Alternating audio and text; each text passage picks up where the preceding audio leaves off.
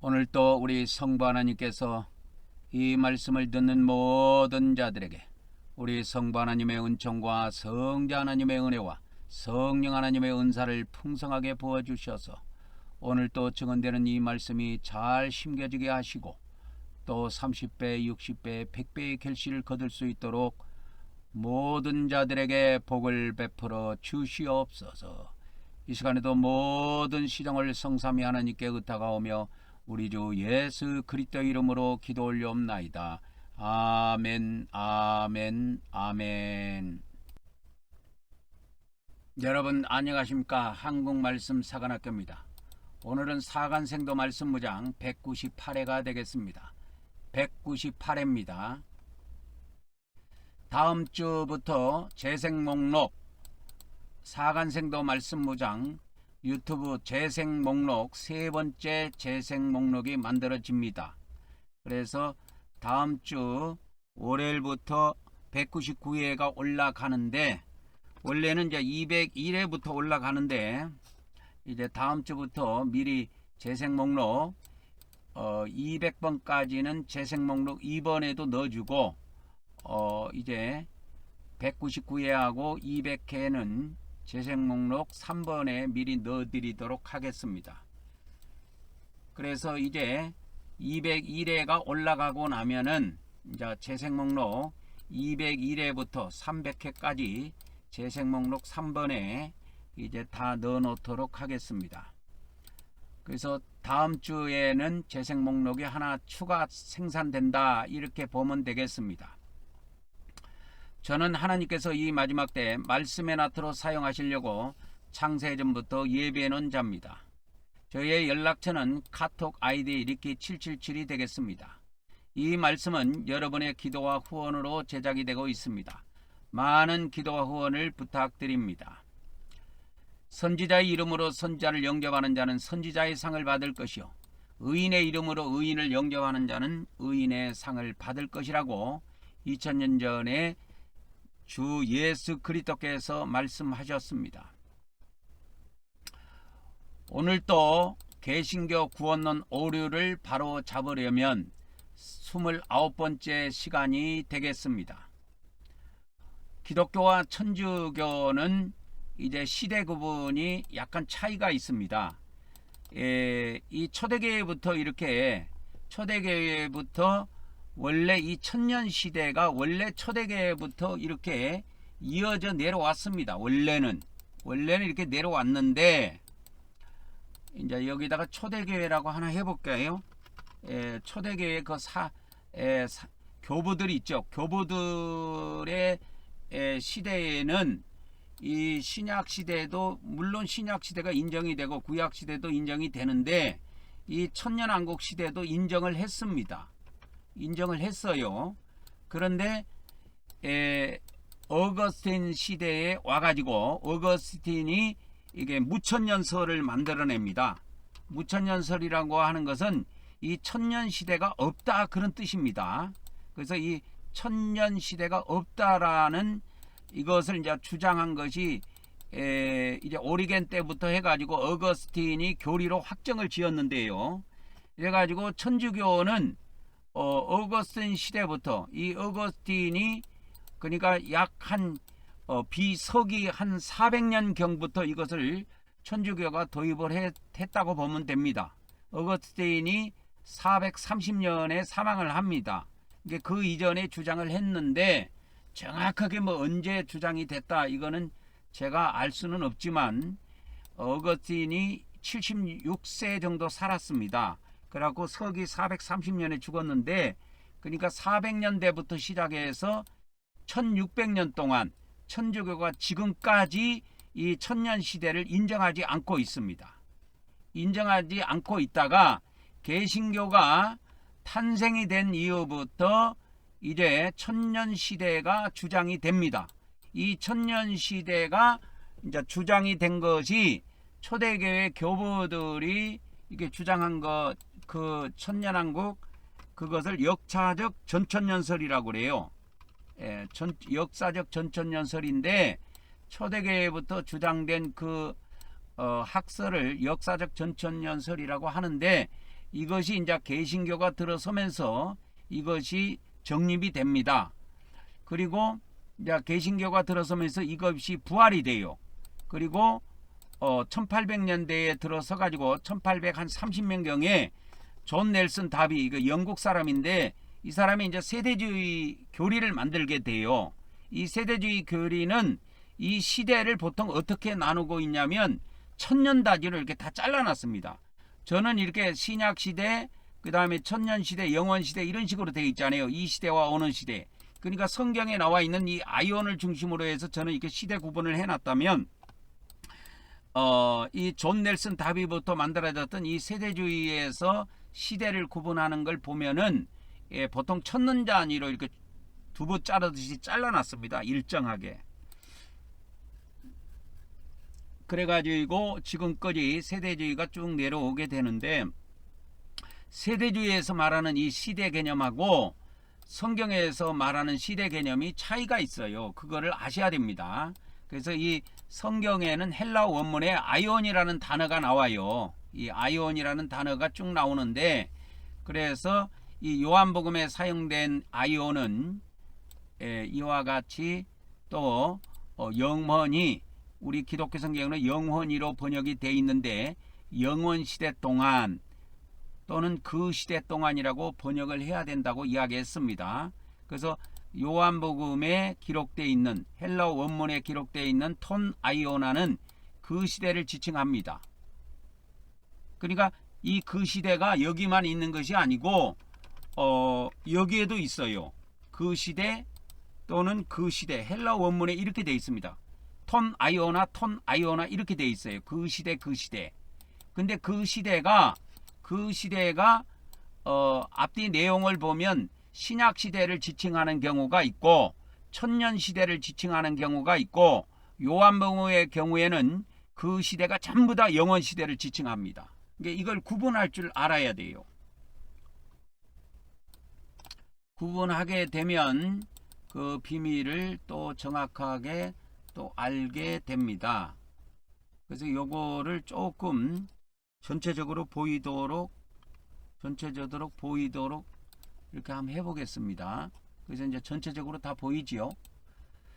그래서 이 초대교회의 이 천년 시대가 주장이 됐다가 천주교가 어거스틴에 의해서 서기 한 400년 경부터 이 천년 시대는 없다, 신약 시대가 천년 시대다, 이걸 주장해 갖고 무려 종교개혁이 일어날 때까지도 그것이 유지가 됐고, 종교개혁을 통해서 개신교가 탄생됐는데도 불구하고 꽤 오랜 세월 동안 무천년주의가 그대로 유지가 됐습니다.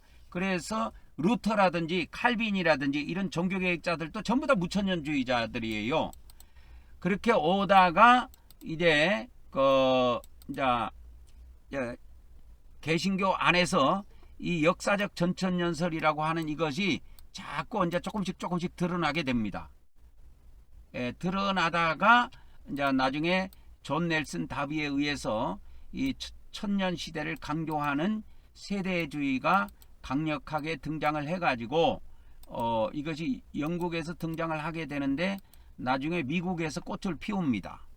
그래서 그 미국의 성경 주석 중에서 이와 같이 이 세대주의 전천년설을 기점으로 해서 만든 이 주석 성경도 나오게 됩니다. 지금도 우리나라에서 그걸 판매를 하고 있더라고요. 그래서 기독교가 오랜 세월 동안에 천주교가 지배하고 왔기 때문에 이 천주교가 무천년설을 가지고 있기 때문에 시대에 대한 구분이라든지 이런 거에 대해서 별로 신경을 쓰지 않았어요. 그래서 오늘날까지도 우리 개신교도 별로 이 시대에 대해서 구분을 잘 안 합니다. 왜 이게 시대 구분이 중요하냐면 엄청 중요해요. 말도 못하게 중요합니다, 여러분. 이 시대 구분을 정확하게 해야 개신교의 구원론, 아니 성경의 구원론을 완전히 만들어낼 수가 있어요. 뭐 개신교의 구원론뿐만이 아니고 성경에서 말하는 이 구원론을 완전히 만들 수가 있어요. 그래서 성경에서는 이 시대와 오는 시대를 나타내는 성경 구절이 4군데가 있다 그랬죠. 마태복음 12장 32절, 마가복음 10장 30절, 누가복음 18장 30절, 에베소서 1장 21절 이렇게 되어 있습니다. 이 성경 이 네 개의 성경 구절은 어마어마하게 중요해요. 근데 우리 기독교 성경에는 이것이 이 시대와 오는 시대 헬라 원문 그대로 번역이 안 돼 있고, 이 마가복음 10장 30절, 그 다음에 누가복음 18장 30절 이런 데서는 어떻게 됐냐면 이 오는 시대가 내세로 번역이 되어 있어요. 내세로. 어제도 제가 그것을 찾아서 드렸지만 이렇게 내세로 되어 있습니다. 오는 시대가 내세로 번역이 되어 있어요. 그거는 카톨릭 성경도 마찬가지일 겁니다. 내세로 번역되어 있죠. 이 현세 내세로 번역되어 있다고. 이게 내세가 우리 사후세계 이 내세를 기독교 기독교 성경이 아니고 우리나라 한글 사전에 찾아보면 내세가 사후세계를 이야기해요. 그걸 이야기하는 것이 아니고 예수님은 이걸 오는 시대를 이야기한다고. 오는 시대, 천년왕국 시대를. 근데 카톨릭이든 기독교 성경이든 이걸 전부 다 내세로 이렇게 번역을 했기 때문에 오는 시대가 있는지를 잘 몰라요. 천주교에서는 이 오는 시대, 신약 시대가 끝나고 오는 시대를 뭐로 알고 있냐면 천주교에서는 영원 시대로 알고 있습니다. 그래서 천주교에서는 이 천년 시대 있지요. 이 천년 시대를 그들이 믿지 않는다고. 이걸 천년 시대로 이렇게 해줄게요. 천년 시대를 믿지 않기 때문에 이 신약 시대, 우리가 지금 살고 있는 이 교회 시대라고 하는 신약 시대가 끝나면 천주교에서는 영원 시대가 바로 온다고 그렇게 믿고 있어요. 왜? 이 천년 시대를 믿지를 않아요, 그들은. 그래서 무천년주의자라고.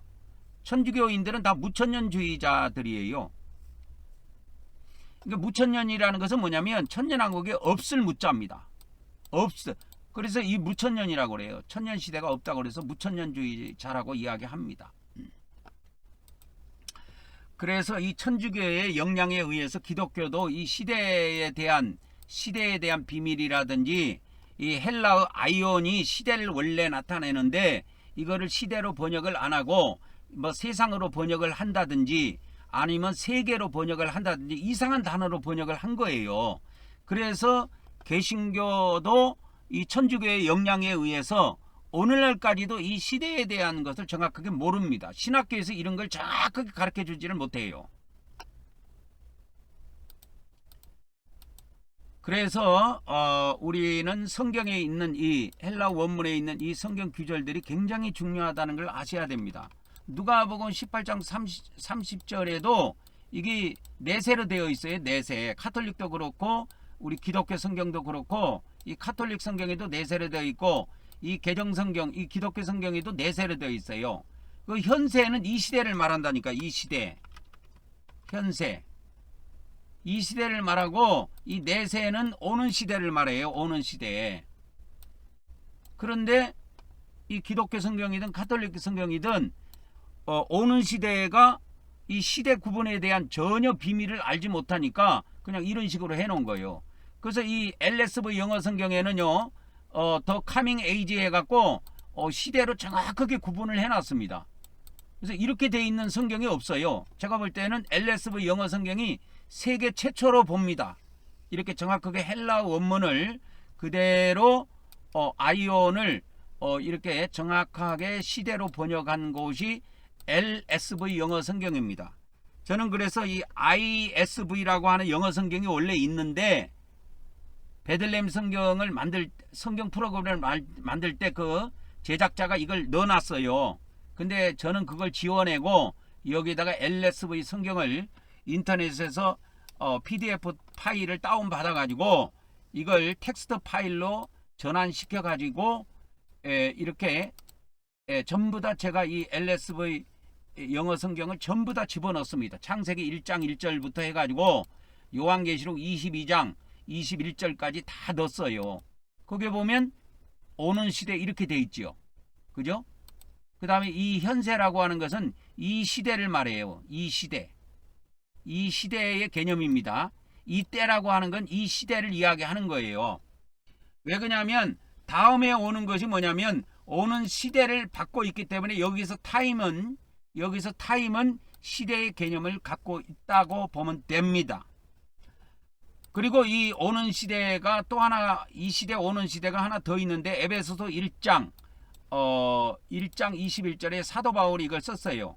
이게 이 세상 오는 세상 이렇게 번역이 돼 있는데 이 세상이 아니고 이 시대예요. 이 시대입니다. 그래서 예수님이 이 시대뿐만이 아니고 오는 시대에 일컫는 모든 이름 위에 뛰어나게 하셨다 그 말이에요.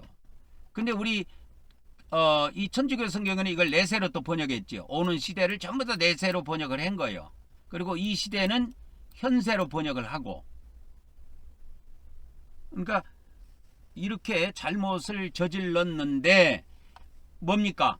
LSV 영어 성경에서는 이 시대, this age, 그 다음에 오는 시대, coming age, coming one이라고 하는 거는 age라고 하는 단어가 반복되면 영어에서는 대명사를 쓰든지 아니면 생략을 해버리는 수도 있습니다. 이거를 이렇게 생략을 해버리는 수도 있어요. 그래서 오는 시대 이렇게 되는 겁니다. 이 시대. 그러니까 LSV 영어 성경에는 그것이 정확하게 돼 있어요. 근데 한글 성경이나 다른 영어 성경에는 이렇게 돼 있지 않습니다. 그래서 지금 우리가 아이온이라고 하는 이 말씀을 계속 헬라 원문을 갖다가 저는 뭐 어떤 사람이 헬라 원문을 해석해 준 걸 보고 여러분들에게 알려드리는 게 아니에요. 제가 자체로 헬라 공부를 해서 마스터를 한 그 기본적인 이 단어의 뜻과 그 다음에 그런 것을 가지고 헬라어를 여러분들에게 문법적인 의미와 단어의 의미를 가지고 지금은 하는데, 이 아이온이라고 하는 이 단어 있지요. 이 아이온이라고 하는 이 단어가 지금 여기에서 에베소 1장 21절에도 세상으로 번역을 해놨는데 세상이 아니고 뭐다? 아이온이다 그 말입니다. 아이온. 이 아이온이 뭐냐? 곧 우리가 살고 있는 이 시대를 이야기합니다. 이 세상이라고 하는 것은 장소 개념이고 아이온은 시대 개념이에요. 이걸 잘 아셔야 됩니다. 그래서 여기에다가 이제 하나 설명을 한다면, 세상이라고 하는 것은 장소 개념이고 이 시대라고 하는 것은 장소 개념이 아니에요. 시간 개념이에요. 그래서 이 시간과 장소라는 개념이 이 코스모스 세계에서, 이 우주 세계 안에서는 시간과 장소 개념이 중요합니다. 우리가 누구하고 약속을 할 때 언제 어디에서 이게 되지요. 그죠? 언제 어디에서 이렇게 만나자 이렇게 해야 만나지는 거죠. 그래서 장소만 잡고 시간을 안 잡으면 만날 수가 없습니다. 그리고 시간만 잡고 장소를 몰라도 또 안 되는 거예요. 그래서 성경을 해석할 때 이 시간 개념과 장소 개념이 정확해야 돼요. 그래야 이 구원론이 완성이 된다 그 말이요. 그러면 요쯤 하고 넘어가고, 히브리에서 아이온으로 이렇게 히브리서에서 아이온이 몇 번 나오냐면 13절이 나와요. 이 아이온이 13절이 나오는데 이 13절 나온 거를 이 앞전에 제가 다 설명을 해 드렸습니다. 그래서 이제 대표적으로 히브리서 13장 히브리서 13장 8절에 예수 그리스도는 어제나 오늘이라 영원토록 동일하시다 이렇게 이제 돼 있는데, 여기에서 어제가 어디냐면 여기에요. 구약 시대. 그러면 오늘은 어디냐면 신약 시대예요. 그 다음에 이 영원토록이라고 하는 것은 아이온으로 돼 있죠. 헬라어에. 이 시대인데 이게 복수로 되어 있어요. 아이온들 이렇게 보면 됩니다. 그래서 복수가 되려면 두 시대 이상이 돼야 돼요. 두 시대 이상이 돼야 됩니다. 그래서 신약 시대 다음에 천년 시대와 영원 시대 두 시대를 묶어서 지금 여기에서는 영원토록이라고 했다 이 말이요. 히브리서 13장 8절에서는 천년 시대와 영원 시대 두 시대를 합해서 영원토록으로 번역한 겁니다. 근데 헬라 원문을 그대로 번역하면 그 시대들 동안 이 말이에요. 예수 그리스도는 구약 시대나 신약 시대나 천년 시대나 영원 시대에 너 동일하시다 그런 의미입니다. 히브리서 13장 8절이. 그리고 이제 히브리서 13장 21절에 가보면 이제 21절에 가보면 이제 히브리서가 13장 25절로 끝나는데 21절에 가보면 영광이 그 하나님께 세세 무궁토로 있기를 원하옵나이다 아멘 해가지고 이게 나오는데, 여기에 보면 세세 무궁토록이 쭉 가보면 아이온으로 나오죠. 아이온이 2번 사용됩니다. 이게 다 복수예요. 다 복수로 사용됩니다. 그래서 에이스, 투스, 아이오나스, 아이오나스면 복수죠. 그 다음에 톤, 아이오논 하면 이 톤, 아이오논은 소유격 복수입니다. 그래서 그 시대들 동안 이렇게 되는 거예요.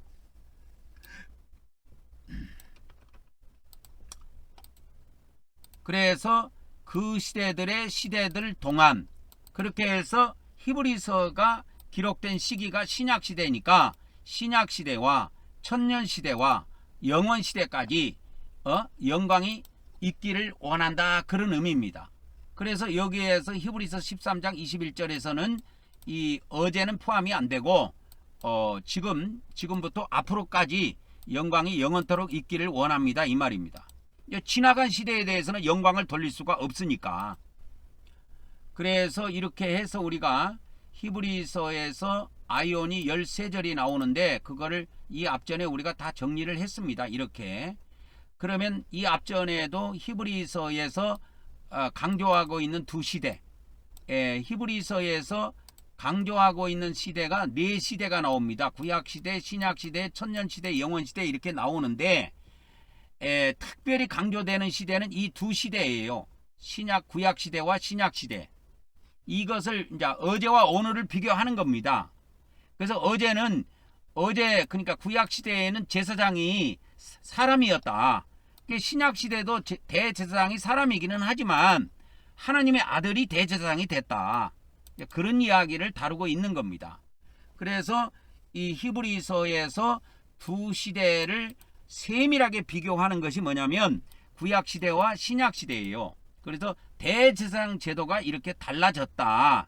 구약시대는 대제사장 제도가 있었고 신약시대에도 대제사장 제도가 있는데 그것이 많은 차이가 있다. 근데 우리가 차이를 보기 전에 공통점을 먼저 찾아본 겁니다. 5가지를. 그것도 앞에 다 했고요. 오늘 그러면 우리가 나갈 것은 뭐냐면 구약의 대제사장에 대한, 그러니까 두 시대, 그러니까 구약시대와 신약시대 대제사장의 차이점에 대해서 오늘은 한번 세밀하게 살펴보도록 하겠습니다. 그러면 그 구약의 대제사장과 신약의 대제사장을 차이점을 보기 전에 신약시대의 대제사장에 대해서 보도록 하겠습니다.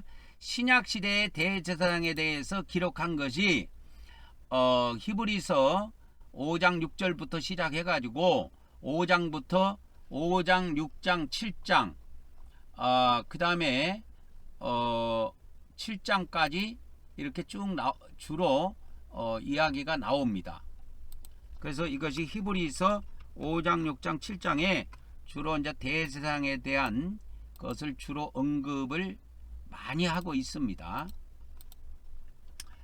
그래서 이 대제사장을 나타내는 것이 이제 히브리서 5장 6절부터 나오는데, 내가 영원히 멜기세덱의 반차를 따른 대제사장이다. 이렇게 이제 히브리서 5장 6절에 이렇게 나오는데, 이것이 영어로 표현하면 이런 식으로 됩니다.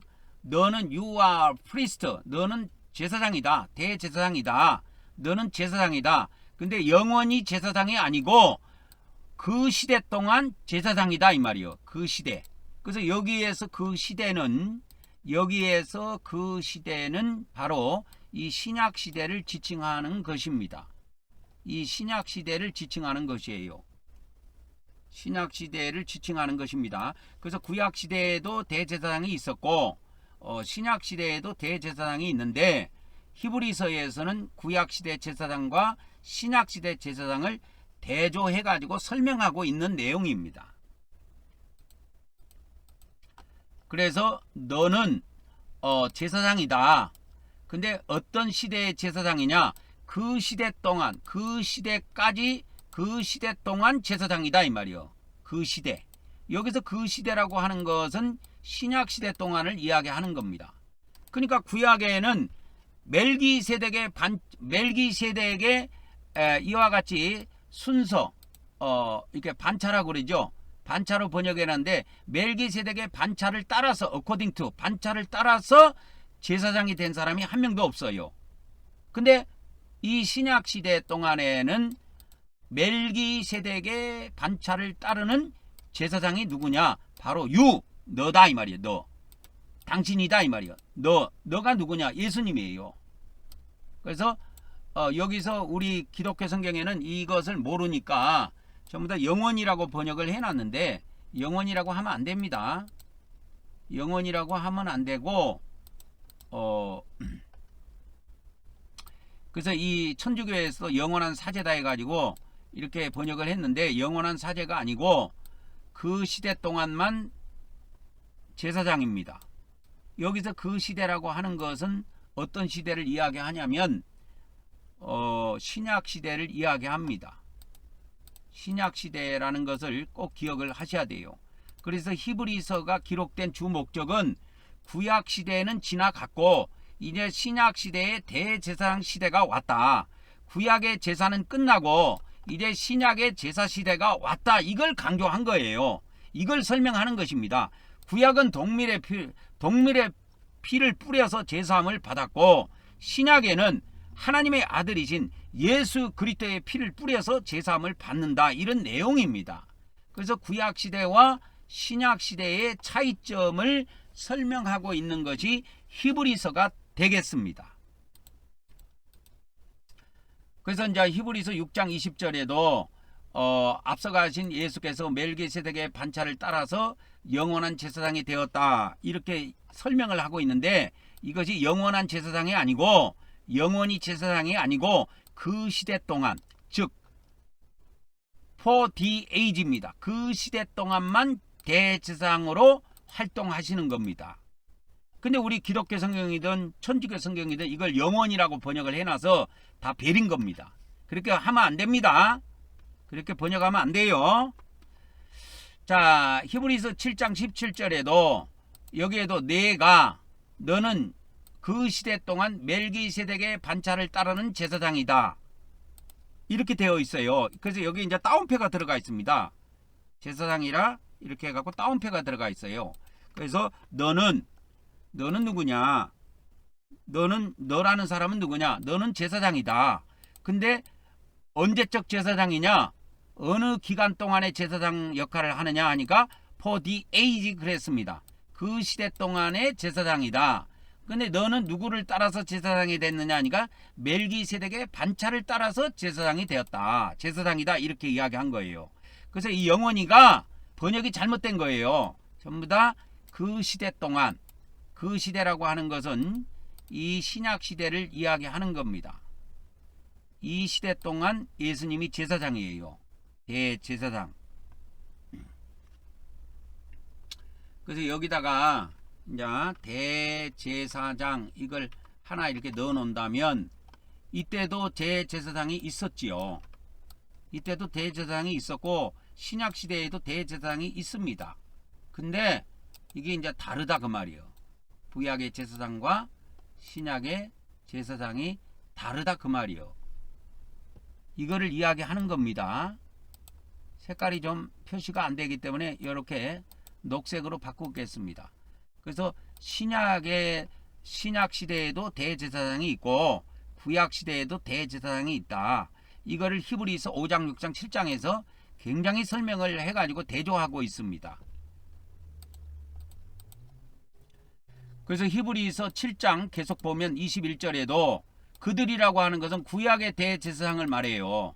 이 그들이라고 하는 것은 누구냐면 이 구약시대 이 대제사장을 이야기합니다. 구약시대 대제사장을 이야기해요. 그러니까 이 앞전에는 대제사장 제도가 없었어요. 이 앞에는. 이게 없었습니다. 대제사장 제도가 없었어요. 물론 창조시대도 없고요. 그런데 이제 구약 시대에 이제 대제사장 제도를 하나님께서 허락하신 것입니다. 그러면 신약 시대에는 대제사장이 없느냐? 있다 그 말입니다. 그 대제사장이 누구냐? 하나님의 아드님이신 예수 그리스도다 그 말입니다. 근데 이 히브리서에서 또 이야기하는 것은 예수님은 대제사장만 되는 것이 아니고 구약 시대에 죄를 사함받기 위해서 드려졌던 제물이 있는데 그 제물 대신에 이 신약에서는 제물이 누구냐? 예수 그리스도다 그 말이에요. 그래서 예수님은 대제사장도 되시면서 제물도 되십니다. 그래서 구약에도 제물의 피로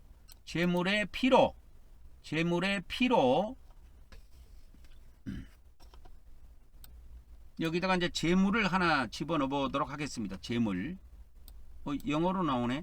제물을 하나 넣으면 구약 이 시대에도 제물이 있고 이 시대에도 제물이 있고 이 시대에도 제물이 있다 이 말이야. 구약 시대에도 제물이 있고 신약 시대에도 제물이 있는데 구약 시대 제물은 동물이 제물로 삼았고 신약 시대에는 제물을 누구를 제물로 삼았느냐? 하나님께서 자기 아들을 직접 제물로 삼으셨다 이 말이요.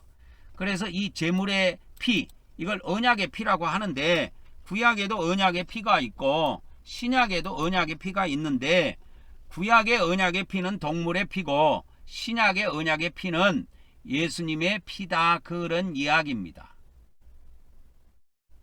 이 양심시대에도 제사를 드리면서 이 제물을 바쳤습니다. 이 양심시대에도.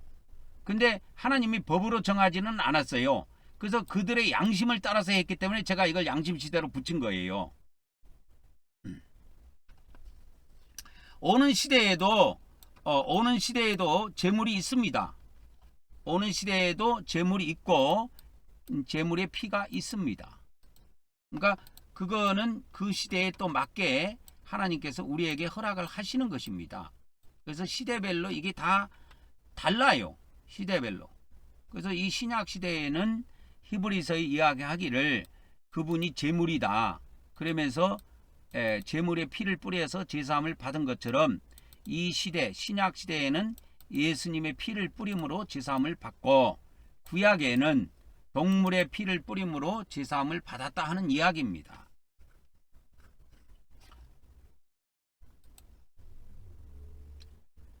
그래서 우리가 조금 이거를 그들은 맹세 없이 제사장이 되었다. 이거 구약의 제사장들을 이야기하는 겁니다.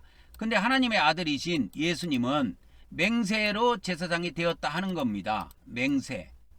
맹세로 제사장이 됐다는 거예요.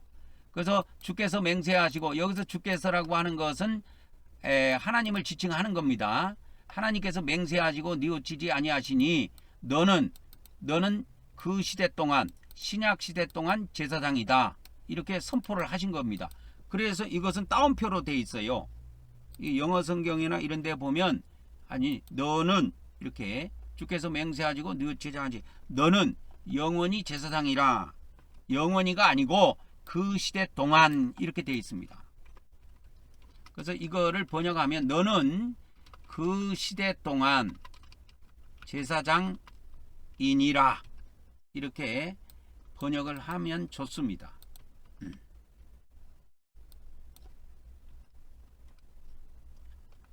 근데 이거를 우리 기독교 성경에는 전부 다 영원이라고 번역을 해놔버린 거야. 자, 히브리서 7장 역시 마찬가지입니다. 24절도 예수는 영원히가 아니고 예수는 신약 시대 동안, 즉 그 시대 동안 신약 시대 동안 계신다 이 말이요. 그렇기 때문에 신약 시대의 직분, 이 제사장 직분이 대제사장 직분이 바뀌지 않는다 그 말이요. 바뀌지 않습니다. 좀 있으면 여러분 또 천년 시대가 와요. 예수님이 재림하시면 이 천년 시대가 오는데 천년 시대에도 제사장이 있습니다, 여러분. 제사장이 있어요. 그래서 이 천년 시대 이 제사장이 계시록 20장에 나와요. 이 제사장이 계시록 20장이 첫째 부활에 참여한 자들이 이와 같이 제사장이 됩니다. 그래서 이 천년시대의 제사장들은, 대제사장들은 첫째 부활에 참여한 자들이 맡게 되어 있어요. 예수님이 제사장 하지 않습니다. 예수님은 그때 왕으로 오십니다. 왕으로, 만왕의 왕으로 오십니다. 그래서 이 앞전에 제가 알려드렸듯이 예수님의 그 3대 직분이 있다 그랬죠. 그래서 이거를 이제 해가지고 여기에다가 그래서 예수님의 그 3대 직분이 있습니다. 예수님의 3대 직분이 있어요. 3대 직분이 있는데 이것이 신약시대가 있고 이것이 천년시대가 있다 그랬습니다. 그리고 구약시대가 있습니다. 세 시대가 있어요. 그래서 요 밑에 있는 것은 이게 다 지워버리고 여기다가 하나 해드리면 예수님이 구약시대, 그러니까 예수님이 이 구약시대 요거를 칸을 똑같이 한번 해보겠습니다. 제가 넓이를 똑같이 한번 해보겠습니다. 그럼 됐죠? 그러니까 예수님이 구약시대 끝에 오셨습니다. 뭐로? 선지자로. 구약시대 끝에 오셨습니다. 선지자로. 구약시대 끝에 오셨습니다. 선지자로.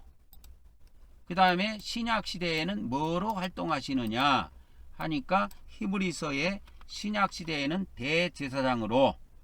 그래서 그 시대 동안이라고 그랬죠. 그 시대 동안. 영원히로 번역하면 안 돼요. 이거를. 왜? 이게 신약시대가 길기 때문에 우리 인간이 볼 때는 이걸 영원으로 생각할 수도 있지만 영원이라는 시대는 따로 있습니다. 아무리 신약시대가 길어도 영원히는 가지 않아요. 그리고 이 천년시대에는 예수님이 만왕의 왕으로 오십니다. 여러분. 천년시대. 그러니까 이 천년시대도 그 시대 동안이에요. 헬라어에는. 이 구약시대에도 그 시대 동안이고. 그러니까 원어에 가보면 그 시대가 있지만 이 시대가 다 다르다니까. 그 시대가 다 달라요. 그 시대가 똑같은 시대가 아니라니까. 그래서 구약시대를 지칭하는 시대가 있고 신약시대를 지칭하는 시대가 있고 오는 시대 천년왕국을 천년시대를 지칭하는 시대가 있고 다 달라요. 그래서 이것이 헬라어로 가보면 턴 아이오나 이렇게 돼 있어요. 턴 아이오나 이렇게 돼 있습니다. 그 시대 이렇게 돼 있어요. 턴 아이오나.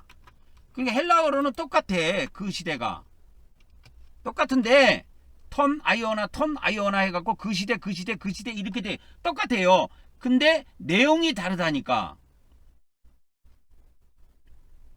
그래서 히브리서에서 지금 이야기하고 있는 것은 예수님이 그 시대 동안, 우리 지금 기독교 성경에는 이거를 그 시대 동안이라고 번역을 안 하고 이거를 영원이라고 번역을 해버렸다고. 이 기독교 성경에서는.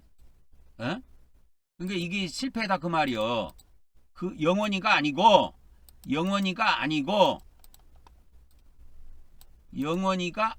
뭐다? 그 시대 동안이다 이 말이요. 그래서 그 시대 동안만 예수님이, 즉 신약시대 동안만 대제사장으로 사역을 하세요. 그리고 천년시대에는 대제사장으로 오시는 것이 아니고 만왕의 왕으로 오세요. 만왕의 왕으로. 선지자로 오시지도 않습니다. 선지자로 오셨던 시대는 구약시대 끝에 오셨어요. 그리고 구약시대 끝에 오셔가지고 이 땅에서 33년 반 정도 사신 것입니다. 그래서 예수님이 34살경에 돌아가셨어요. 히브리서 7장 24절에 예수는 영원히 계심으로 이런 말씀이 아니고 예수님은 신약시대 내내 그런 뜻입니다. 신약시대 내내, 신약시대 끝까지 계시기 때문에 그런 의미예요. 에이스톤 아이오나가. 헬라어로 이 에이스톤 아이오나가 그런 의미입니다. 여러분. 그래서 히브리서에서 지금 기록하고 있는 것은 이것을 이야기하고 있다 이 말이에요. 히브리서에서 이거를 이렇게 이야기하고 있다니까. 히브리서에서 히브리서에서 예수님을 뭐로 지금 이야기하고 계시느냐? 대제사장이다 이 말이요. 근데 구약의 대제사장은 멜기세덱의 반차를 따르는 제사장이지만 신약의 대제사장 예수님은 멜기세덱의 반차를 따르는 제사장이고 구약의 제사장은 아론의 계통을 따르는 제사장이다 그 말이에요. 그래서 구약의 제사장은 아론 계열이고 이 신약의 대제사장 예수님은 멜기세덱의 반차를 따르는 제사장이다. 그걸 지금 이야기하고 있는 겁니다.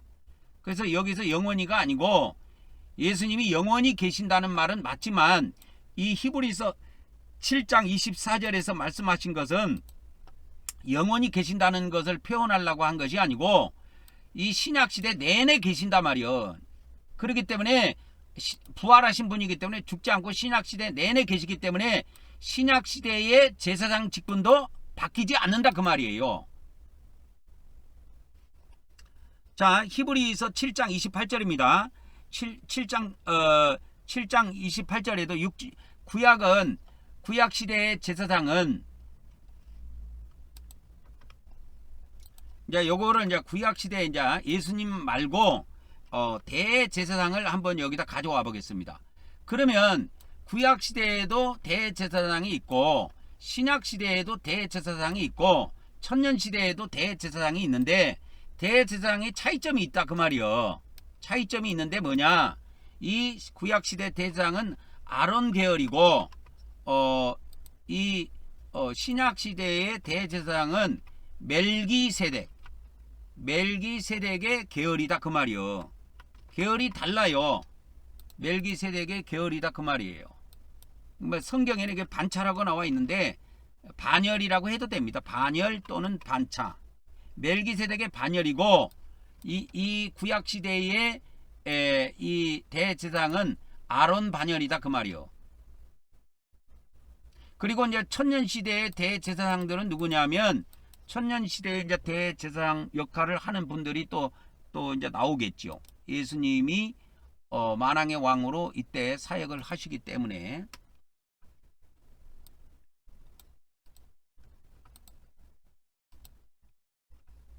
그래서 히브리서에서는 주로 다루고 있는 것이 이겁니다.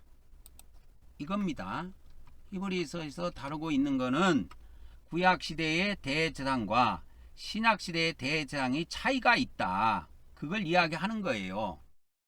그래서 신약 시대의 제사장은 내내 계신다. 내내 계신다 이 말이요. 영원히 계신다 그 말이 아니고 신약 시대 내내 계시기 때문에 그 제사장 즉 신약 시대의 제사장 직분도 변경되지 않는다 이 말이에요. 예수님이 계속 이 대제사장을 맡고 있기 때문에 그런 겁니다. 자, 히브리서 10장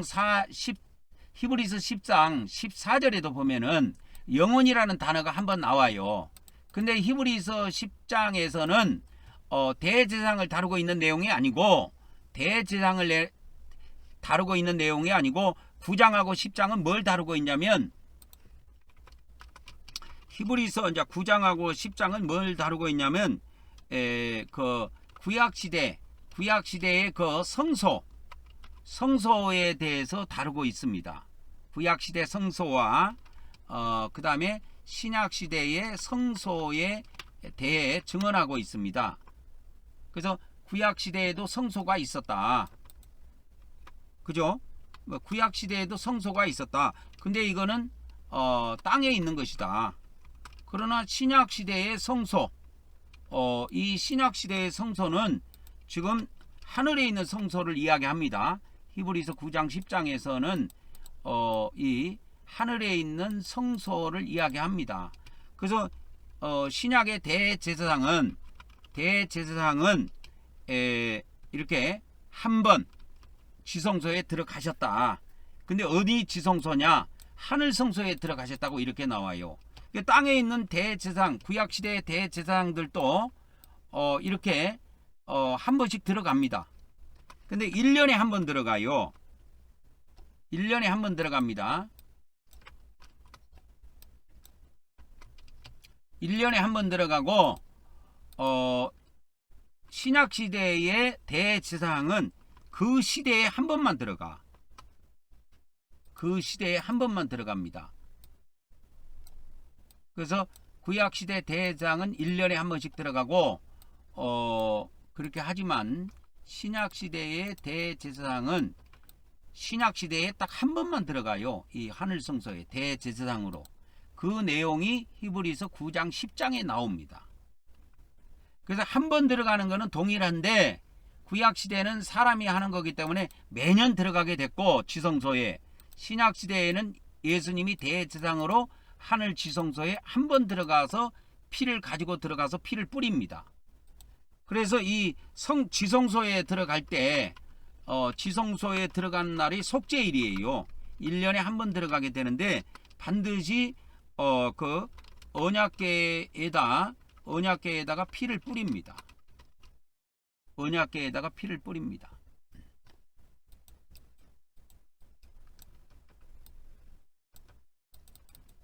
그러니까 동일한 원칙으로 신약시대에도 예수님께서 하늘 지성소에 들어가서 피를 뿌렸다, 이렇게 보면 됩니다. 이게 피를 뿌린 내용이 히브리서 9장 10장에 나와요. 피를 뿌리는 내용이. 그래서 히브리서 9장 10장은 피뿌림에 관한 이야기입니다.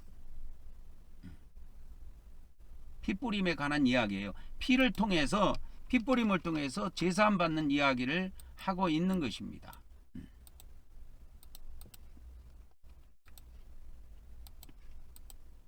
그래서 구약시대와 신약시대의 이제 제사장의 차이점에 대해서 히브리서 이제 7장에 이게 쭉 이야기가 되어 있어요. 히브리서 7장 후반부에 이렇게 되어 있습니다. 이게 차이점이 히브리서 7장 후반부예요. 후반부 끝부분에 이것이 되어 있습니다. 그래서 구약의 제사장과 신약의 대제사장에 대해서 비교를 합니다. 그래서 이제 계통이 다르다는 거죠. 구약의 제사장은 아론 지파에 속해 있고 아론의 네이 지파에 속해 있고 아론의 후손들이 했다, 그런 이야기를 하고 있고, 신약의 대제사장은 멜기세덱의 계통을 따르는 제사장이다. 그것이 이제 히브리서 5장 6절, 6장 20절, 7장 17절, 21절, 24절 이렇게 나옵니다. 이거 앞전에 다 다뤄졌던 내용입니다. 그리고 구약의 대제사장은 육체를 따라서, 육체의 계보를 따라서 대제사장 집안에서 태어나면 그 대제사장으로 임명이 되는 거예요. 구약에는 그렇게 됐어요. 근데 신약의 이 대제사장은 하나님의 맹세에 의해서 임명이 된 겁니다. 그래서 맹세에 의해서 임명이 된 겁니다. 그래서 구약의 제사장, 대제사장은 사람이 죽으니까 뭐 100년도 못 살고 죽으니까 계속 바뀌는 거예요. 이 구약의 대제사장은 계속 바뀌는데, 이 신약의 대제사장 예수님이 부활해 갖고 승천하셨잖아요. 그러니까 죽지 않은 거야. 항상 계신단 말이야. 그리고 또 구약의 제사는 매일 반복적으로 드려졌지요. 그러나 신약의 이 대제사장은, 그러니까 여기서 반복적으로 드려졌다는 것은 대제사장을 기준으로 하면 1년에 1차씩은 항상 이걸 한 거예요. 대제사장이. 그래서 대제사장이 한 것은 1년에 1차 이 속죄일날 속죄를 행합니다. 속죄를 행해요. 이 속죄일날. 근데 신약시대에는 단 한 번에 그 영원한 제사라기보다는 그 시대의 제사를 끝낸 겁니다. 한 번에 끝낸 거예요. 이게 달라요. 그래서 한 번에 그 시대의 제사를 끝냈다.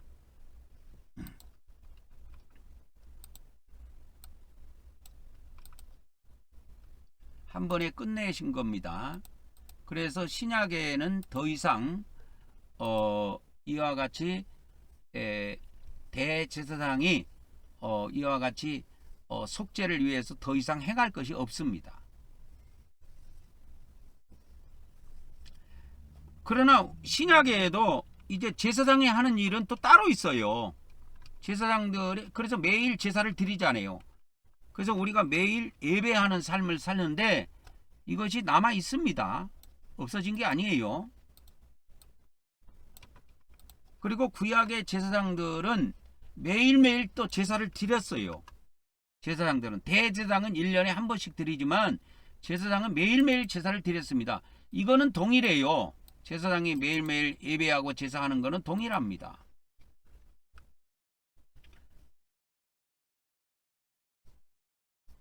그래서 이제 히브리서 7장 27절에 가보면 구약의 이 대제사장은 사람이기 때문에 흠이 있단 말이야. 그래서 자신의 죄를 위해서도 제사를 드리고 했는데 예수님은 죄가 없기 때문에 자기를 위해서 죄를 위한 자기 죄를 속죄하기 위해서 제사를 드릴 필요가 없었다는 겁니다.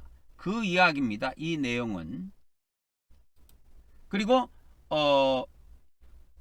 구약의 제사장은 율법을 따라서 세워진 제사장이고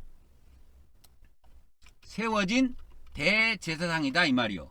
그러나 이 예수님 신약 시대의 대제사장인 예수님은 율법 이전에 존재했던 멜기세덱이라는 그 인물이 있습니다. 성경에 이 멜기세덱이라고 쳐보면 창세기에 나와요. 출애굽기에 나오지 않고 이 멜기세덱이라는 인물이 창세기 이렇게 살렘 왕이라고 해갖고 창세기 14장에 나옵니다. 그러고 아브라함이라고 하는 사람이 그 11조를 멜기세덱에게 이렇게 바칩니다. 그래서 히브리서가 아니고 시편 110편 4절에 보면 여기 예언이 되어 있죠. 너는 멜기세덱의 서열을 따라 영원한 제사장이라 하셨도다. 영원한 제사장이 아니고 그 시대의 제사장 이렇게 번역해야 돼요. 그 시대의 제사장이라 하였도다. 이렇게 번역을 해야 됩니다. 그래서 이 멜기세덱이라고 하는 내용이 히브리서에 나와요. 이렇게. 다른 데는 안 나와요. 신약에. 히브리서에만 나오지. 5장에 3번 나오고 6장에 1번 나오고 7장에도 이렇게 나옵니다. 1번 멜기세덱 2번 3번 4번 5번 6번 나오네요. 6번 나옵니다. 멜기세덱이 히브리서 7장에도 많이 나오네요. 1번 2번 3번 4번 5번 6번 나오죠. 그러니까 이 히브리서하고 창세기만 나와요. 이 멜기세덱이. 시편에 물론 예언되어 있는 것이 있습니다. 아까 그 히브리서에 너는 멜기세덱의 반차를 따르는 영원한 제사장이다. 이 말은 시편 110편 4절에 있는 말씀을 인용해서 사용한 겁니다.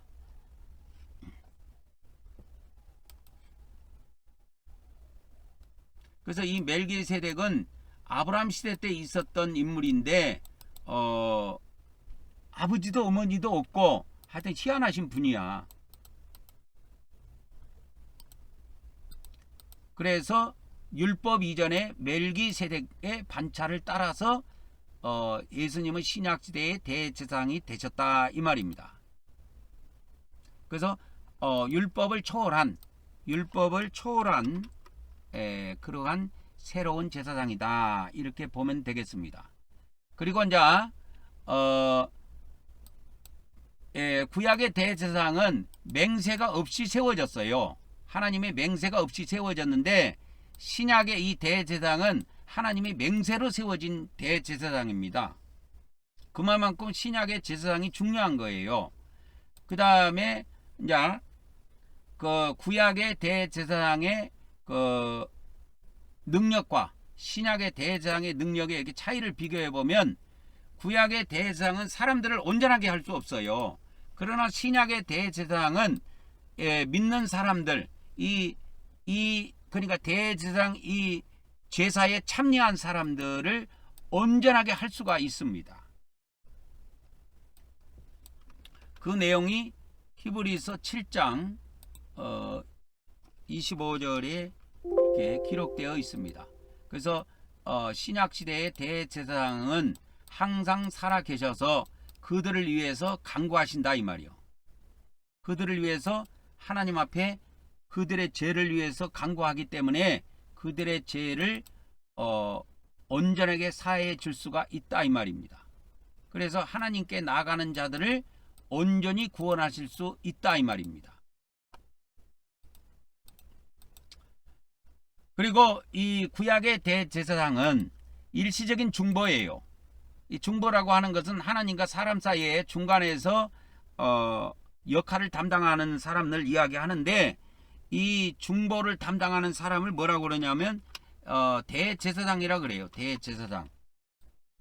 대제사장이라고 합니다. 그러나 신약의 대제사장은 항상 살아계신 대제사장이기 때문에 온전히 우리를 위해서 중보할 수 있다 이 말이에요. 그가 항상 살아계셔서, 그죠? 그분이 항상 늘 살아계시기 때문에 이렇게 하나님께 나오는 자들을 위해서 기도를 드릴 수가 있다 이 말입니다. 그래서 우리를 위해서 간구하시는 분이에요. 그래서 요한 1서 2장 1절에 보면은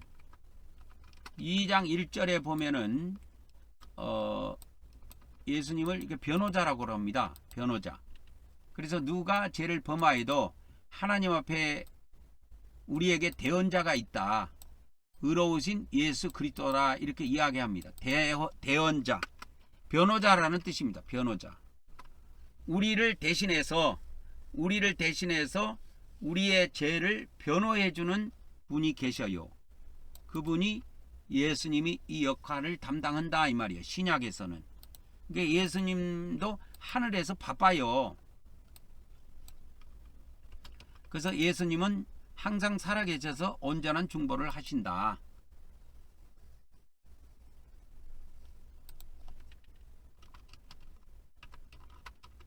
그 다음에 이제 마지막으로 또 하나 보도록 하겠습니다. 구약의 제사장과 신약의 제사장의 차이점이 뭐냐면, 구약의 제사장은 인간적인 약점이 있어.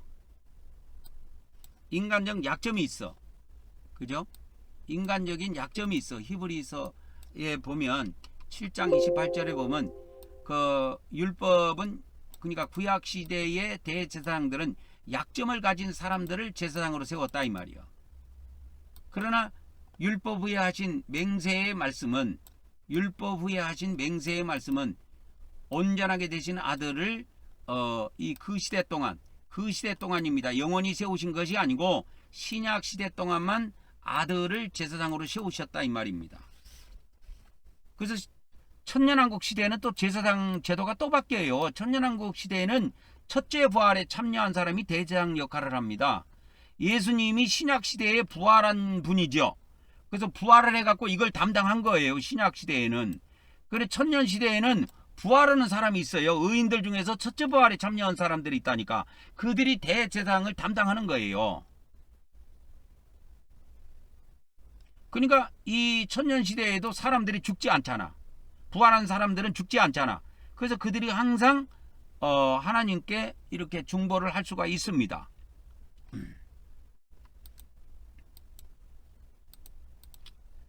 그래서 인간적인 약점이 있다. 그러나 이 신약 시대의 대제사장 예수님은 거룩하시고 흠이 없고 죄도 없으신 분이시다 이거요. 그 내용이 히브리서 7장 26절에 나옵니다. 그래서 신약 시대의 제사장은 우리에게 합당하니 거룩하고 악이 없고 더러움이 없고 죄인에게서 떠나 계시고 하늘보다 높이 계신 분이다 이거요.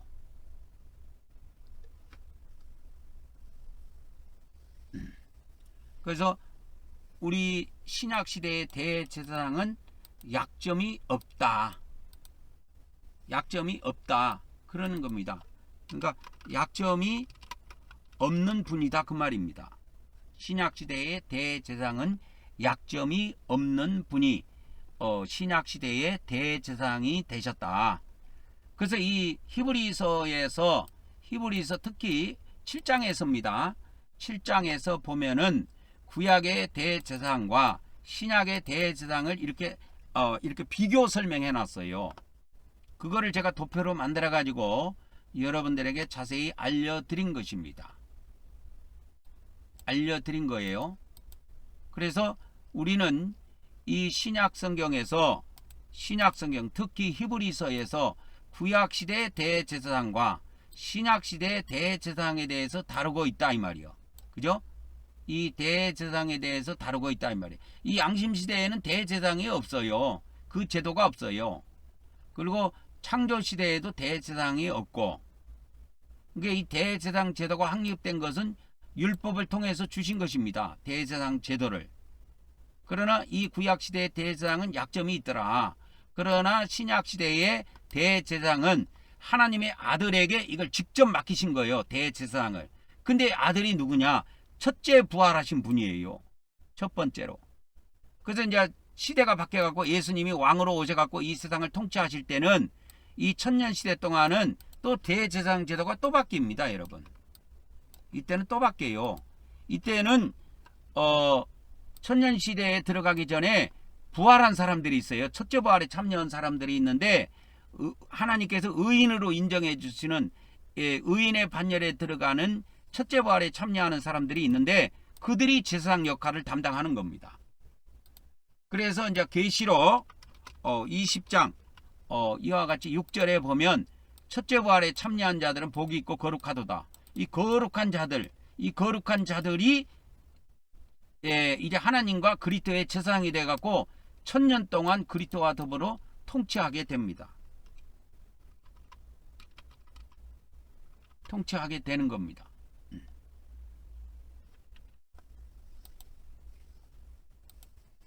그래서 이런 시대가 또 온다는 것을 믿고 이 천년의 영광을 위해서도 여러분들이 기도를 하시기 바랍니다. 저는 매일매일 여러분을 위해서 또 저를 위해서 기도를 하고 있습니다. 오늘은 또 시간이 또 많이 갔습니다. 오늘은 여기까지 하고 마무리를 하도록 하겠습니다. 다음 시간에 뵙도록 하겠습니다.